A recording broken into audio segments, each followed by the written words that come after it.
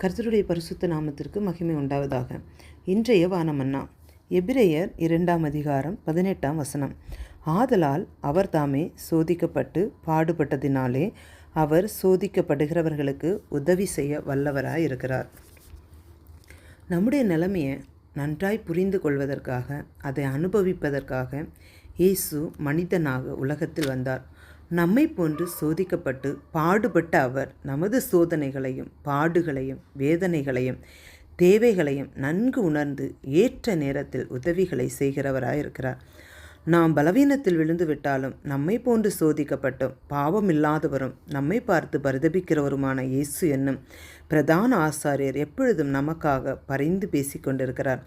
நம்முடைய பாடுகளிலிருந்து விடுதலையும் துக்கங்களிலிருந்து விடுதலையும் தந்து நம்முடைய மீறுதல்களையும் அக்கிரமங்களையும் மன்னித்து சமாதானம், சரீர சுகம், சந்தோஷம் ஆகிய யாவையும் அவருடைய பாடுகளின் வழியாக நமக்கு உண்டாயிருக்கின்றது.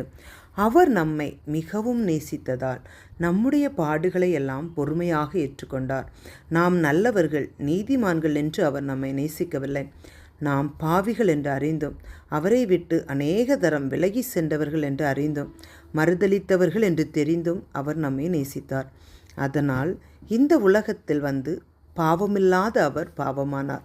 நம்முடைய பாடுகளை ஏற்றுக்கொண்டு நம்முடைய துக்கங்களை சுமந்து கொண்டார் என்று பார்க்கிறோம். நாம் நம்முடைய பாடுகளை குறித்து, கடன்களை குறித்து, பலவீனங்களை குறித்து, பிள்ளைகளை குறித்து கலங்கி பயந்து நிற்கிற போது நமக்கு உதவி செய்கிறவராய், நம்மருகில் வருகிறவராய் அவர் எப்போதும் நம்மோடு இருக்கிறார்.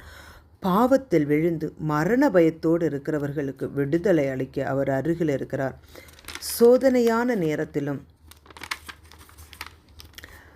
கஷ்டமான தருணங்களிலும் நாம் அவரை நோக்கி கதறி கூப்பிடும்போது அவரிடத்திலிருந்து இரக்கமும் ஏற்ற நேரத்தில் சகாயம் செய்யும் கிருபையும் கிடைக்கும். ஆகவே அவரை விசுவாசித்து அவரை உறுதியாய் பற்றி கொள்வோம். அன்பின் பரலோக பிதாவே, இந்த நாளிலும் அப்பா உடைய கிருபை எங்கள் ஒவ்வொருவரையும் தாங்கும்படியாக ஜெபிக்கிறேன். நீர் சோதிக்கப்படுகிறவர்களுக்கு உதவி செய்கிறவராக இருக்கிறீர் அப்பாண்டுவரே. அப்பா அப்படியா இருந்தால் அப்பாண்டுவரே நீரே ஏற்கனவே அப்பாண்டுவரை பாடுபட்டு சோதிக்கப்பட்டவராக இருக்கிறேன். அப்பா எங்களுடைய பலவீனங்களில் உதவி செய்கிற தேவன் நேர் என்பதை அறிந்திருக்கிறோம். அப்பா இந்த நேரத்திலும் கர்த்தாவே அப்பாண்டுவரை என்னென்ன தேவைகளோடு கர்த்தாவே உடைய பிள்ளைகள் இருக்கிறார்களோ ஒவ்வொருவரையும் கர்த்தனை தொடங்கப்பா. எல்லாருடைய பாடுகளும் உபத்திரவங்களும் பலகீனங்களும் மாறிப்போகும்படியாக ஜெபிக்கிறோம். கர்த்தர் நேரா பாண்டவருடைய வல்லமையை ஊற்றி ஒவ்வொருவரையும் தொடங்க எல்லார் மேலும் உடைய பரிசுத்த கரம் ஊற்றப்படும்படியாக ஜெபிக்கிறேன். அப்போ தேவையோடு இருக்கிறவர்களுக்கு கர்த்தர் நீர் தேவைகளை பூர்த்தி செய்யும்படியாக ஜெபிக்கிறேன். முற்றிலுமாய் உடைய கரத்திலே தாழ்த்துகிறோம். இயேசுவின் நாமத்தில் ஜெபங்களும் நல்ல பிதாவே, ஆமென்.